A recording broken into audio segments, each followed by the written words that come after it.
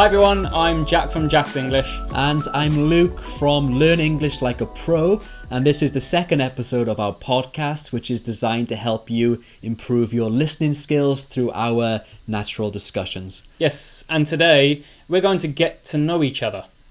So we're going to find out about our hometowns and life in the countries we came from and life now in South Korea.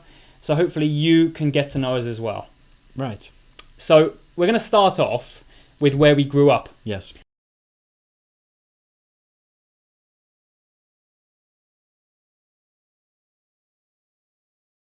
So how about you? Where did you grow up? I grew up in a very small town in Wales, which is a country on the west of the UK. My town was tiny. It's called Porthcawl. It has about 20,000 people. We have a small shopping centre in the middle, which is made up of cafes and little local stores. It's a coastal town. Right. Some beautiful beaches, and it's kind of close to Cardiff, which is the capital of Wales. It's about half an hour drive from Cardiff. Okay. Yeah. How about you? Well, I think I'm from a similar kind of place to you, but on the other side of Britain. Yeah. So I'm from England, and I come from the southeast of England. And have you ever heard of Broadstairs? I haven't, no. So, well, I'll tell you so you can Google it. Broadstairs. It's on the southeast coast. Yes. So if you look at England, there's a dog's nose. So if you look at the map of England, you can see a dog's nose on the southeast, and I'm on the actual nose of the dog. So I'm right on the tip. So from my house, you can see France. Oh, wow. So same as you, it's a coastal town, and I think it's pretty small. Yeah. It's famous for summer events, and we have a festival called Folk Week. We have Folk Week. I don't suppose you've heard of that? No. No, never. I think we're too far away, aren't we? Actually, surprisingly, probably the opposite ends of the UK. Yes. Well, I mean, in terms of the horizontal. Yeah, exactly. Yeah. I think it would take us 5 hours or so easily. driving. Yeah.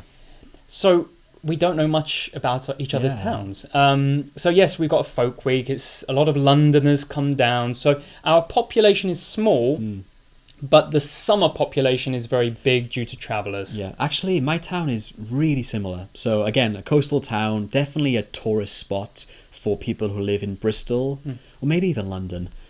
So in the winter, it's pretty quiet. It's a pretty dead town. But in summer, it's heaving. Oh, really? Yeah, full of tourists, full of day travelers coming to the beach, etc. We also have some really unique festivals. Oh, you do? Yeah. So we have an Elvis festival. I'm serious. We have an Elvis festival every spring, and it draws in, I say, 1,000 Elvis impersonators from the UK. And it is huge. Really? I mean, it's for my little town, like 1,000 Elvises come. So have you done this? Have you dressed up as Elvis? The locals don't really do it. I see. It's for some reason. No one really knows why. The Elvis never visited my town, but all these tourists come every once a year to dress like Elvis and act like Elvis and just drink beer on the beach. And is there some kind of competition? Like who looks the most like Elvis? Yeah. Or? So of course the local pubs and hotels have taken advantage of this opportunity. So they have events like fancy. Who's the most like Elvis? Who can sing the most like Elvis? Of course. Yeah. It's strange, but it's really good for my town. It brings in a lot of money. Yeah. I wonder with your hometown, because we're both from the coast. Yes. Do you have any food that's particularly famous in your town? Honestly, no. No, not really. No. Not fish and chips. We do eat fish, yeah. So of course, fish and chips. We have loads of local fish and chips restaurants, but I wouldn't say that's particularly famous just for my town. Do you have something? Well, we don't have something particularly famous from Broadstairs, but that whole region is quite famous for jellied eels. Oh wow! I didn't think we ate that in the UK. Yes, and it's truly as bad as it sounds. And I've not tried it, but my uncle loved it. He was a big fan of it, and it's chopped up eels in jelly. Oh wow! And I can't say much more than that because I haven't tried it. But it's apparently very nice from where I come from. Actually, that did remind me of something. We do have a thing called lava bread. I think I've heard So of it's basically seaweed. It's seaweed that's been ground up and mushed up, and it comes on a plate in almost like a little soup, but like a thick soup. So I don't know why we call it bread. Nothing like bread at all. But that's a very Welsh thing. And have you tried it? Yeah, sure. It's fine. It tastes like seaweed, so not that great, but it's fine. I didn't know we ate seaweed in the UK. I didn't know we ate eel. Yeah, in the well, UK. there you go. We're learning stuff about each other. Yeah. So let's move on to what we did then.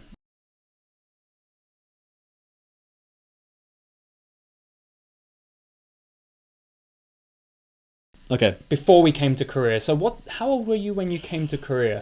I think I had just turned 21. Same as me. Right. Yeah, exactly the same. I think I was 21 when I came here. Yeah. So what did you do? Before Korea? Yeah, before coming to Korea. Not much. I was a uni student. So I was in Cardiff University studying history. I came right out of university, so I can't say I had a full-time job. I had plenty of part-time jobs. So I worked at a pub at the Millennium Stadium, which is a big stadium in Cardiff. Yes. I was a gardener in Wales too, Oh, mowing wonderful. lawns, chopping down trees. Yeah. But I didn't have a full-time job. So I was basically a student. I came to Korea as a fresh-faced postgrad, Yes. and happened to love it here. Great. Yeah. Yes. And similar story for you? Not really. Actually, not at all. I had a very... I did many things before I came here. But I think the main thing I did was I was a golf teacher. Yeah. So from the age of kind of 14, I started playing golf and took it very seriously and got down to a level that was required to become a teacher. And at 19 years old, I started training and started teaching people how to play golf. I played in North Foreland, if anyone knows that. North Foreland Golf Course. Again, no idea. You can Google it if you want. I taught some golf and I played tournaments, and I did that for 3 years as a job, and it was wonderful. You can imagine, a lot of fresh air and time outside, exercising, and perhaps a few beers after golf as well.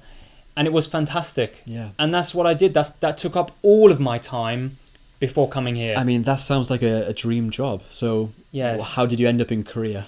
Yes. So, good question. It was a fantastic job, but it doesn't pay very well. Okay. Unless you are teaching so much or you're winning so many competitions. So it doesn't pay very well. And I think I just felt like I wanted to see the world. So actually, before I came to Korea, I went to Australia. Oh, okay. And I spent a year in Australia traveling around and working bar jobs and farmer. I was a tree farmer. So I had some wonderful experiences in Australia for a year. And then I came to Korea. So that's how I kind of went around the world. I went to some other places, Thailand, Singapore, and then ended up in Korea. That sounds like one cool trip. Yes. How about for you? Did you come directly to Korea, or did you go anywhere in between? I came directly to Korea from university. So like I said, I graduated in June, I think, maybe July. And then I was here by September. So it happened so fast. I didn't plan to come to Korea. Right. It was just, I saw an opportunity, I applied, and I got a job within a week, and then within a month or two, I was here. Wow. I didn't even have time to Google or search anything really important, so I came here knowing nothing. And it must have been a culture shock. Oh, yeah, in a way, yes, totally. Yeah, Was it difficult? So luckily, I lived with someone. So I got put into an apartment with a Korean guy who was roughly my age. So he showed me the ropes, and he showed me how to order food, how to get to my job, how to basically how to live. And that was so helpful. And Yes. it wasn't long till I made some other foreign friends, and they also taught me a few things about Korea. So thinking back, the first week was challenging, but it was fun. I enjoyed it. And then after a month or two, I started to love living here. And I'm still here. So I mean, that was Yes. for those who know our age, you can guess now. I was 10 years ago. Yeah, 10 years. We've both been here 10 Yeah. years, and so it must be something right here. Yeah, exactly. Yeah. Right. So let's talk about that now. Yeah. We've been in Korea for 10 years, both of us, and what are you doing nowadays?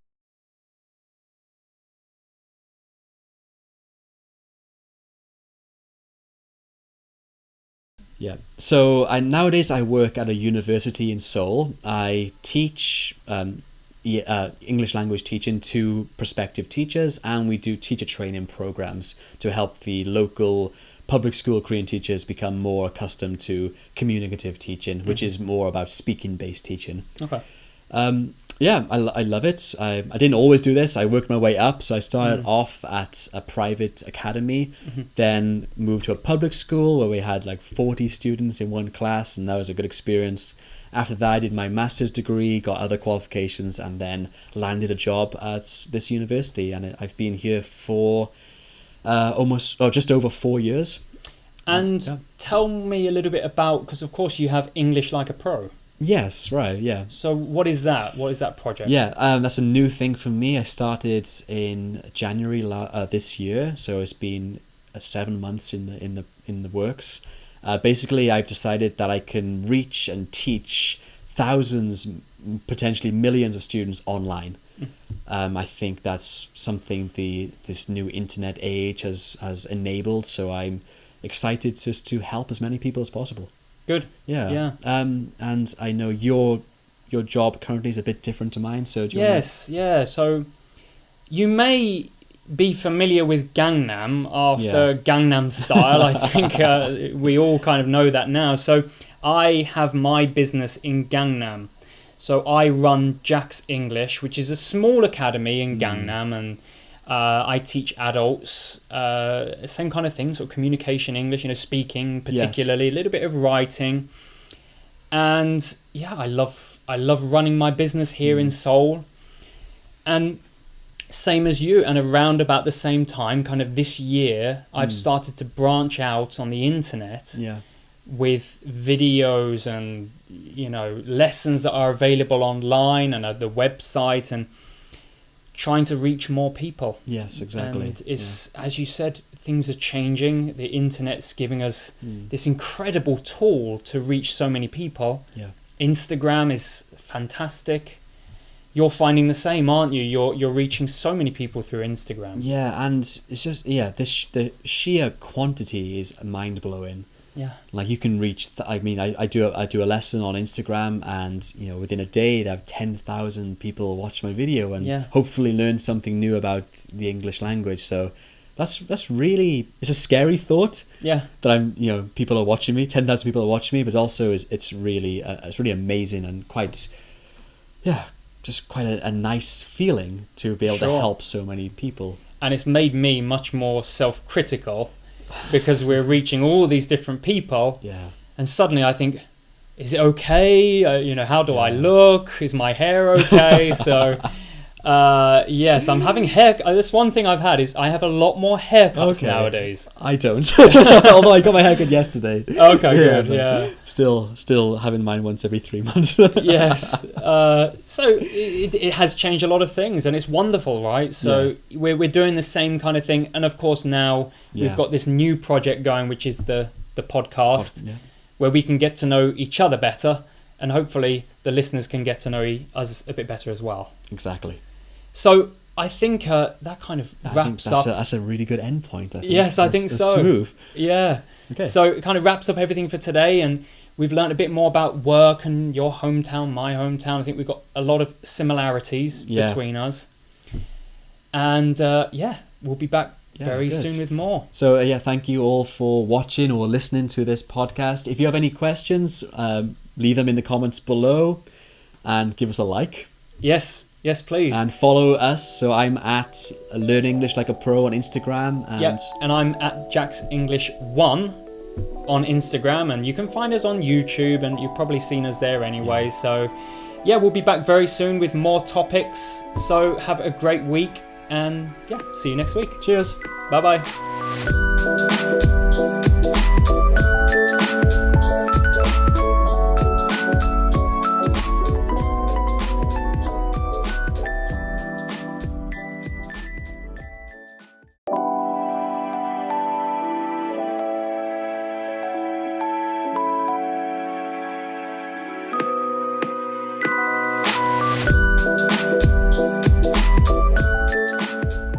Hi everyone, I'm Jack from Jack's English.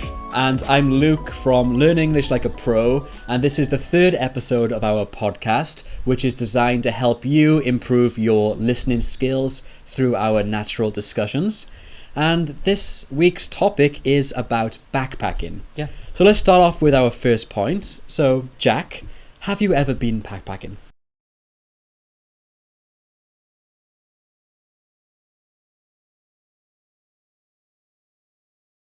I have. I've done a lot of backpacking actually. Yeah. I think there's really two types of backpacking. You've got the backpacking where you go hiking and you bring your tent on the back and your raincoat and all that kind of stuff.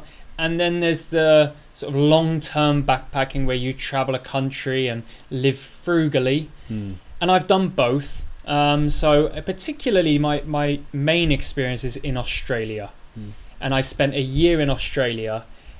Going hostel to hostel, getting jobs here and there, and living on a very small amount of money. And I did that for a year and saved my money and had a wonderful time with lots of experiences. That sounds amazing. Yes. Yeah, so actually I've been backpacking in two times in my life, one in Australia like you, and also once in Europe. So in Europe I was lucky enough to study abroad for a whole semester. I actually got paid a little bit to do so. Wow.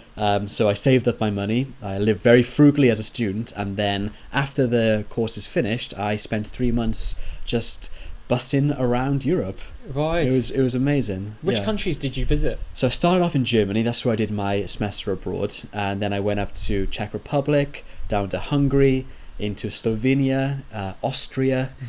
Where else did I go to? Denmark. Wow. Yeah, it was fantastic actually. So my image of those countries is that they're quite expensive countries, particularly like Germany and Denmark. Is that true, or can you live frugally there? You can definitely live on a budget.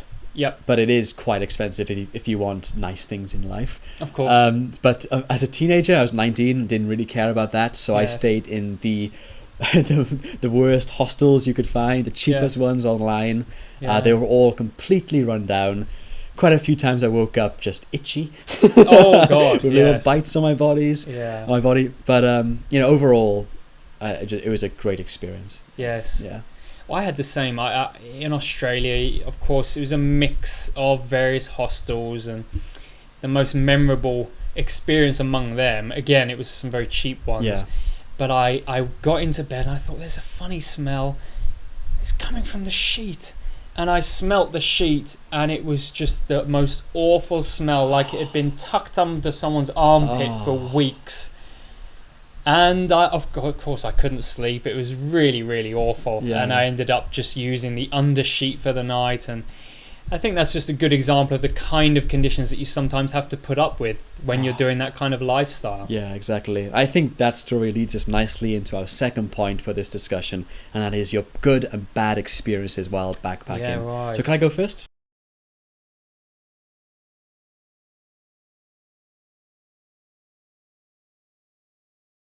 Mind? Go for it. So again, staying in hostels, I've had one just awful experience, and it was a prolonged experience for like a week. So we're in this small hostel. This was in Thailand, and there was just one guy staying in a small room with me. He was just the loudest snorer ever. Yes. Like he snored from the moment he fell asleep to the moment he woke up, and he didn't even know. And he was so nice. So I didn't want to tell him when in the daytime, like, hey man, stop it. Because one, you can't stop it. And secondly, he was so nice about it. Just a nice guy. So, but that was a whole week without sleep, and it kind of ruined my holiday because it's grumpy when I woke up. Yes, of course. Yeah. How many people did you have in a room? In that hostel, I think it was 6 or 7. Not too big. I've stayed in a place in London which had 18. Yes. And that was stinky. Really? It smelled rancid. Yeah. Was it a mixed gender room or? It was a mixed gender room. Okay, yeah. So you did have the girls and guys in there. Yes, right. Do you have any good experiences before we move on? Okay, good experiences. Well, I've had some wonderful experiences. Particularly, I would say in England, I did a lot of hiking where we went place to place, hostel to hostel, in the Lake District.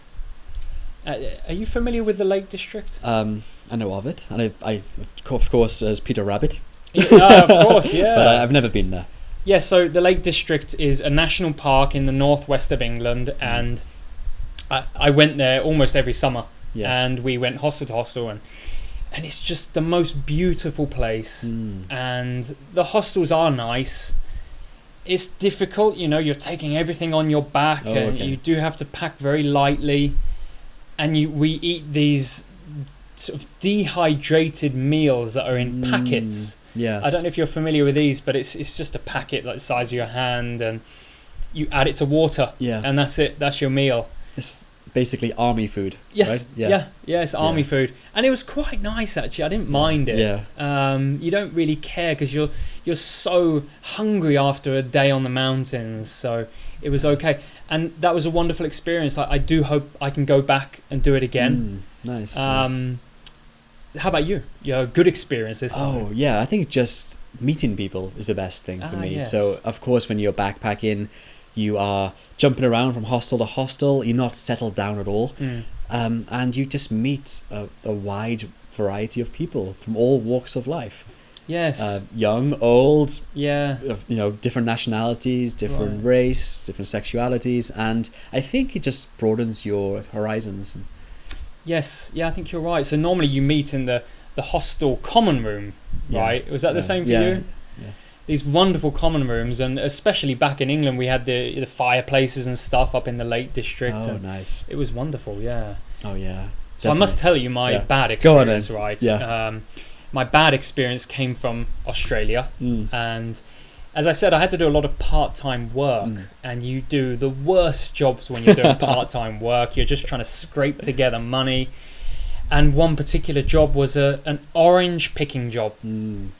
And it was in South Australia, and you probably experienced the same, but there's a lot of insects and spiders and snakes, and when you're orange picking, you experience everything. And I remember one particular orange, I picked this big orange off the tree, and I turned it round to put it in the bag, and it was covered on the other side by a spider the size of your hand, and you could see the teeth on it and the eyes, and I threw the orange as hard as I could, and it was just, oh no, I can't do this job. It's everything in Australia felt like it wanted to kill you. Yes. Oh man. So that keeps me up at night sometimes. The image of that. When I was in Australia, I didn't see many spiders, but I saw quite a few big snakes. Yes. And for me, I think snakes are worse than spiders. Yeah. Okay. Yeah. I don't know why. I have a phobia of snakes. Actually. Yeah.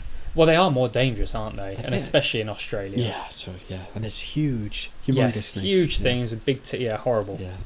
All right, let's move on to point 3 of this discussion. Yes. So let's think about some tips. So do you have any tips for people who would like to go backpacking?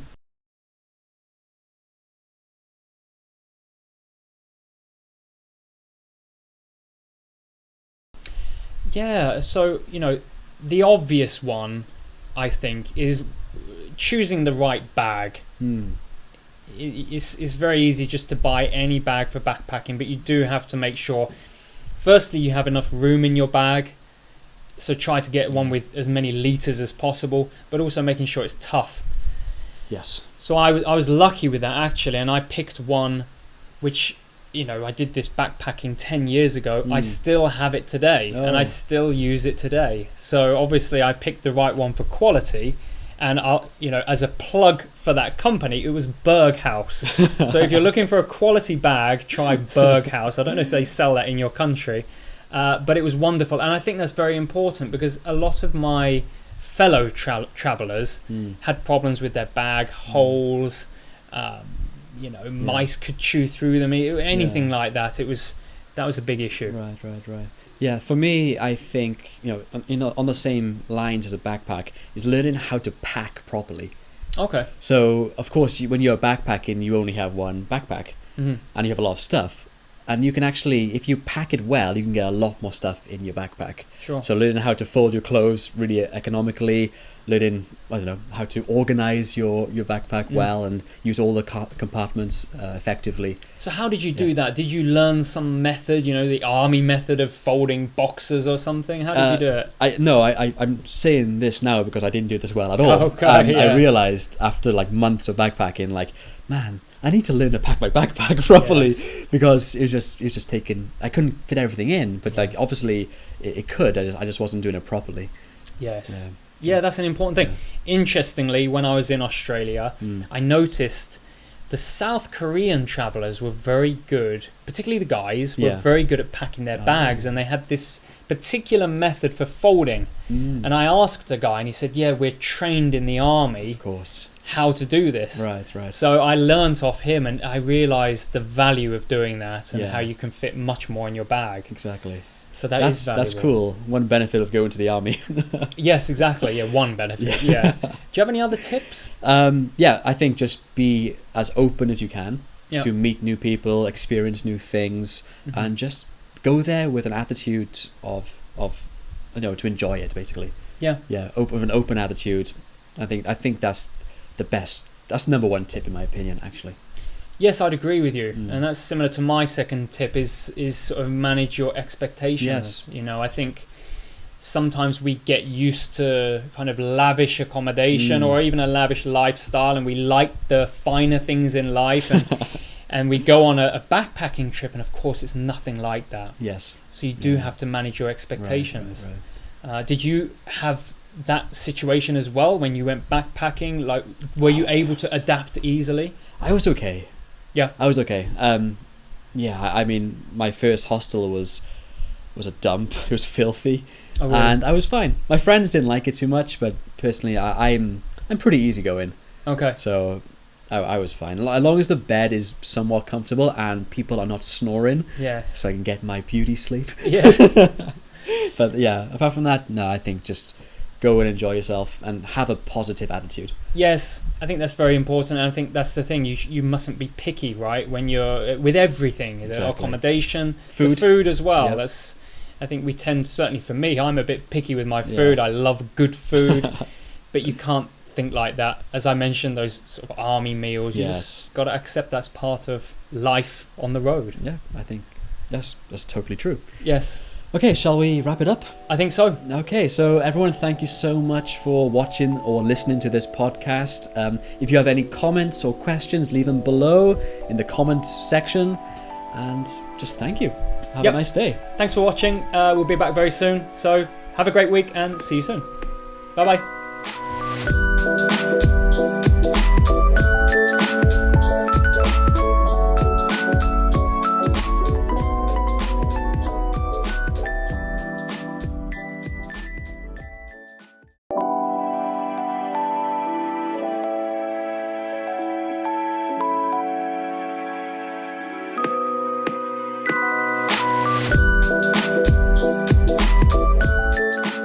Hi everyone, I'm Jack from Jack's English. And I'm Luke from Learn English Like a Pro, and welcome back to our podcast. This is our 5th episode.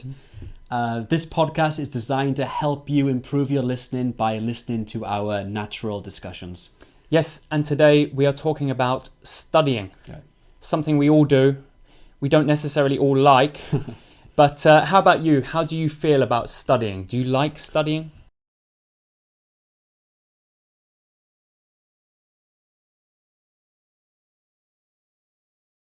Overall, yes. I love learning about things I'm interested in. Mm-hmm. So, for example, recently I got into kind of ancient civilizations through another podcast I've been listening to, and that's really intrigued me. Mm-hmm. And yeah, I've been doing a lot of research by myself on like the ancient Egyptians and ancient Amazonian people. Wow. And it's fascinating. Yes. Yeah. A very deep subject, I deep think. subject, but my major was history in university, so it's something I do have an interest in. How about the the heavier subjects such as learning languages or something like that? Do you like doing that? I go through phases. Yeah. So about 5 years ago, I was really into studying Korean because we live in Korea, and I learned a lot with over a short space of time, because I put my head down, I knuckled down, I studied really hard. But after a few years, my interest faded, and now it's a little bit hard to motivate myself to do that. That's a big thing, isn't it? Motivation. Yes, Yeah. exactly. How about you? Well, I think I've had a love-hate relationship with studying. So when I was younger, I hated studying. I really hated studying. I didn't understand why we study. I didn't see any point in it. So, yeah, I can only say that when I was young, and certainly up till perhaps 23 or 24, I didn't get on with studying. Yeah. And it didn't go well. My exam results were poor. It just overall was just not a good part of my life. Why do you think that? I think often when you study, you need to have a goal, but not just have a goal, you need to understand why you're going towards that, right? So I think we touched on that last podcast, didn't we? That when you're young, you don't really know why you're doing something. It's like we're studying it, but I don't see what I'm going towards. And I think that was what I suffered from. Yeah. I studied geography exams and I didn't really know why I was doing that. I didn't want to be in that field. Anyway, coming to now, I had a lot of motivation when I came to Korea and I wanted to learn the language. So I really enjoyed studying. And in university in Korea, I really enjoyed it. I had a good time. And, I hate to admit it, but I enjoyed getting up, going to the library early in the morning, getting a cup of coffee and doing some study, doing 3, 4, 5 hours. Yeah. So you definitely got better at studying later on in life when you're an adult. Yes, much. It was a big difference, and there was some enjoyment there. Obviously, it's not good if you've got other things going on in your life. You're working or whatever it is. But if you can really focus on your studying, and you've got that goal, I think it can be a really enjoyable thing. Yeah. Have you experienced that feeling? Well, back to your school days, I was exactly the same. I hated studying in school, apart from one subject, which was history. I liked that. Yeah. But geography, maths, even English literature, those subjects were really hard for me. And not because it was kind of cognitively difficult, but just my motivation levels were so low. So I wish I can blame my teachers. I wish my teachers made those subjects a bit more interesting. Yes. They stuck to the book. They taught to the exam. Yes. They didn't really try to cultivate motivation in their students. And that's very common, isn't it? I think a lot of teachers in high school didn't really care. Certainly in my high school, I think so it's the too. same, right? Yeah, I think so. So that's a big thing, isn't it? Motivation. I think we'll talk about that a lot today when we think about study. Yeah. So when you have a big exam, and I know you've had big exams for years and years, recently you had one. When you have a big exam, how do you study?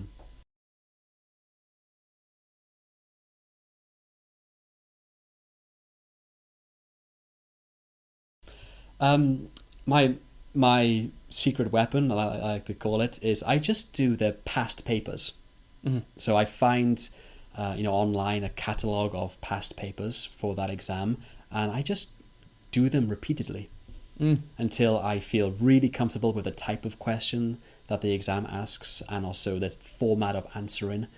And also, it's a more kind of self-study process of learning, because you have to find the answers for yourself online, write your own answers and check it yourself, rather than going through a textbook, which I find quite boring and quite limited.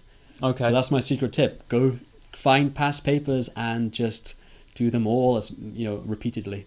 Yes. And like you said, I did an exam only a few months ago in Tokyo, a teacher's exam. It was a really hard essay exam. And I just did that for months, past papers.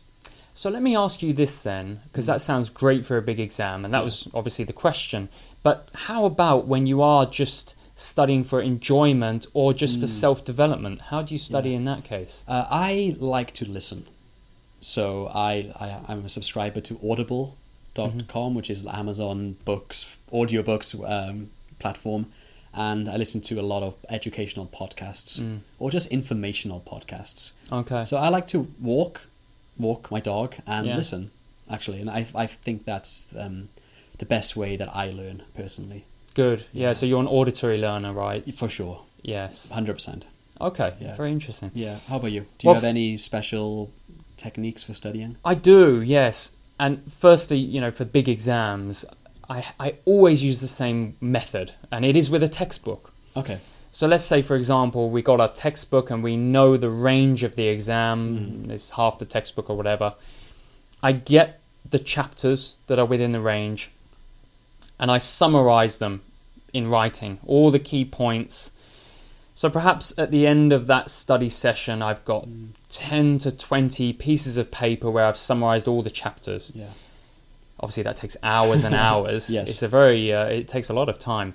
But then the next study session, I bring just those papers and I summarize that Oh, I see. into a smaller amount of information. And I repeat that process again and again. Interesting. And the end goal is a piece of paper like this Yeah. with everything I need on there that summarizes that half of the textbook. And hopefully everything on there kind of triggers the information that I've already learned. Interesting.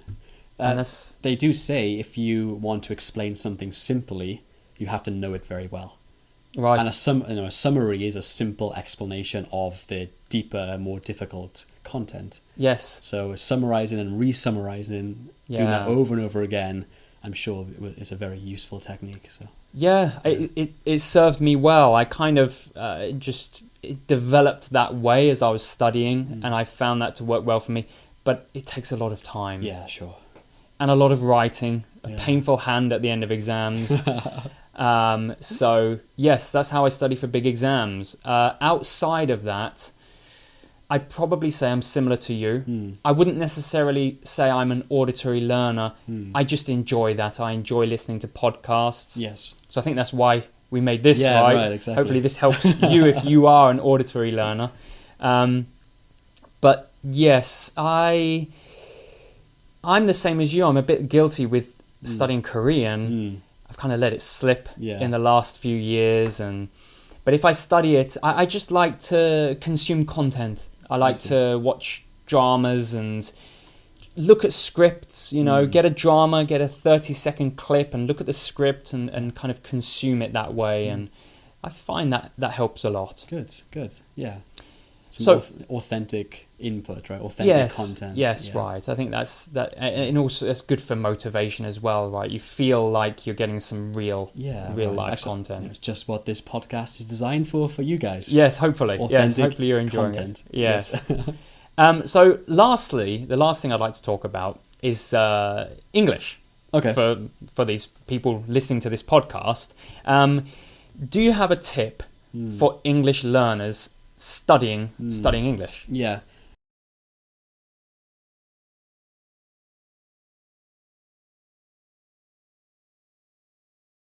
Yes, of course. So, of course, I've been an English teacher for a long time, and the biggest problem I see with most students is that they put all of their efforts into studying. But, of course, English is a language, so you have to use it as well. So I really always suggest to my students to do 50% study and 50% use in English as naturally and fluently as you possibly can. And that can be with writing a journal or writing a blog or even speaking to people on the street or online. But you need to spend at least 50% of your English time using it, not just learning. Yeah. So we're similar in that way, aren't we? Our opinion. Yeah. I do hear some teachers insisting that we need just input, but actually using it is very important. Yeah, and totally. I say the same as you, using it, as you said, blogs, get a diary going. Yes. I think blogs are wonderful nowadays because it is an online diary, isn't it? And it gives you purpose. Yes, even doesn't have to be an official blog. It could be just social media posts in English. Yeah, and it can be anonymous if you're too embarrassed to use your your real name. Make it anonymous and just make an English account where you would post English and share your ideas in English. Yes, using the language you've learnt in your in your study time. Yeah, good. I think that's a very good tip. I'd also add to that, because a lot of my students say, well, yes, Jack, it's great, we've got to use our English, but how can we use our English in Korea? I don't have any foreigners I can chat to, and so I always say, actually, you can create that environment in your house. And one thing that I recommend is that I call it a verbal diary. Yeah. And some people say shower conversations. Shower conversation is literally while you're having a shower, chat in English, say something. But the problem with that is a little bit vague. You know, you can't have a conversation with yourself. Hi Jack, how are you doing? I think you need to be a bit more specific and have a goal. So I suggest a verbal diary where you know maybe it's in the shower, you're driving home after work, or a time where you're alone, and talk about your day. Yeah. I think that's a great way to practice your English. Not only go through your day, because of course that's useful, talk about the times and everything's in past tense, but also talk about your feelings as well. Your feeling at that time, your feeling now, how you feel a conversation went or your job went. Yeah. I think that's a really good way of using your English more. Yeah, I totally agree. Actually, a lot of my advanced students here at my university, they often say that they talk to themselves in English. Yep. Yeah, I think actually that's probably a secret strategy that a lot of really good English learners do. They think and they talk to themselves in English. I totally agree. Yeah, the one thing I can say that's in common with my advanced students that I teach, they all say they've done some form of that, you know, whether it's watching a drama, but copying it aloud. Yeah. You know, using those structures and actually saying it aloud to themselves. They all say the same. So I think you're right. I think that's one of those tips that can really bring you to the next level. Yeah, I agree. Good. Do you use it in Korean? Do you use this tip? I used to, a lot. Yes. Yeah, and actually I still do sometimes. Yeah. But when I was studying Korean hard, I did that naturally. Without thinking about it, I just would do it.